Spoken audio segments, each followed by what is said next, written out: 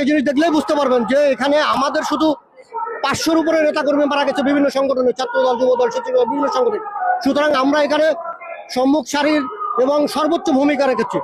আমাদের প্রত্যাশা হচ্ছে যে প্রত্যাশা নিয়ে মানুষ রাজপথে নেমেছিল, মানুষের যে ভোটের অধিকার, কথা বলার স্বাধীনতা, বিভিন্ন যে গণতান্ত্রিক অধিকারগুলোর জন্য মানুষ আন্দোলন করেছিল, জীবন দিয়েছিল, ভোটের জন্য দ্রুত সময়ের মধ্যে সরকার সেই মানুষের জন আকাঙ্ক্ষার যে চেতনাকে সামনে রেখে জুলাইতে জীবন দিয়েছিল, সেই চেতনার বাস্তব রূপ দেওয়ার জন্য দ্রুত সময়ের মধ্যে নির্বাচন করে জনগণের ভোটাধিকার ফিরিয়ে দেওয়া, গণতন্ত্র ফিরিয়ে দেওয়া, মানুষের বাক স্বাধীনতা ফিরিয়ে দিয়ে সরকার ফিরে যাব।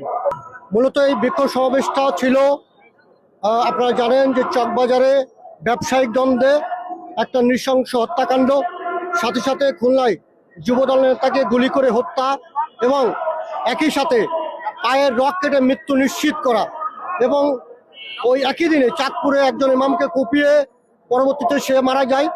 এই হত্যার প্রতিবাদে এবং এই হত্যাকারীদের সুষ্ঠু দৃষ্টান্তমূলক বিচারের দাবিতে আমাদের কর্মসূচি, যে কর্মসূচিতে আমরা দেখেছি যে একটা বিশেষ গুপ্ত সংগঠন বিভিন্ন শিক্ষা প্রতিষ্ঠানে ছাত্রদেরকে, সাধারণ ছাত্রদের নাম করে উস্কে দিয়ে আমাদের দলকে বিভিন্নভাবে তারা কলঙ্ক দিতে চায়। আমাদের বিএনপির ভারপ্রাপ্ত চেয়ারম্যান, আমাদের সাংগঠনিক অভিভাবক জনাব তারেক রহমানকে নিয়ে বিভিন্ন অপপ্রচার এবং উস্কানিমূলক স্লোগান, আমাদের দলীয় প্রধান, আমাদের বিএনপির প্রতিষ্ঠাতা শহীদ প্রেসিডেন্ট জিয়াউর রহমানের ছবিকে তারা পদদলিত করেছে।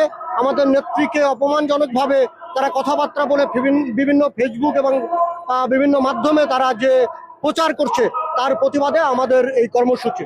তারা সামাজিক যোগাযোগ মাধ্যমেই সক্রিয়, সম্মুখ সারিতে কোথাও আমরা তাদেরকে দেখি নাই। তাদের একমাত্র উদ্দেশ্য হচ্ছে আমাদের দল এবং আমাদের সংগঠনের বিরুদ্ধে বিভিন্ন কলঙ্ক লেপন করে আগামী নির্বাচনকে বিলম্বিত করা এবং আমাদেরকে সাধারণ মানুষের কাছে ভিন্নভাবে উপস্থাপন করা।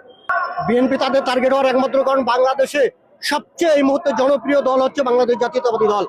তারা রাষ্ট্র ক্ষমতায় যাওয়ার স্বপ্ন দেখে, তাদের যে স্বপ্ন, সেই স্বপ্ন পূরণ করার জন্য বিএনপিকে টার্গেট করা ছাড়া তাদের আর কোনো ওয়ে নাই। তারা যদি বিএনপিকে সাধারণ মানুষের কাছে এই মিথ্যা অপপ্রচার গুজব রটিয়ে যদি মানুষের থেকে বিচ্ছিন্ন করা যায়, সেই অপচেষ্টায় লিপ্ত। কিন্তু বাংলাদেশের জনগণ এটা বোঝে, ইনশাল্লাহ তাদের এই অপচেষ্টা অতীতেও সফল হয়নি, আগামীতেও সফল হবে না। নিশ্চয়ই গোপালগঞ্জে গতকালকে যে ঘটনা ঘটেছে, এটা আমাদের দলের মহাসচিব একটা বিবৃতি দিয়ে সেটাকে ঘৃণা জানিয়েছে। আমরা সবাই এটাকে ঘৃণা জানাই।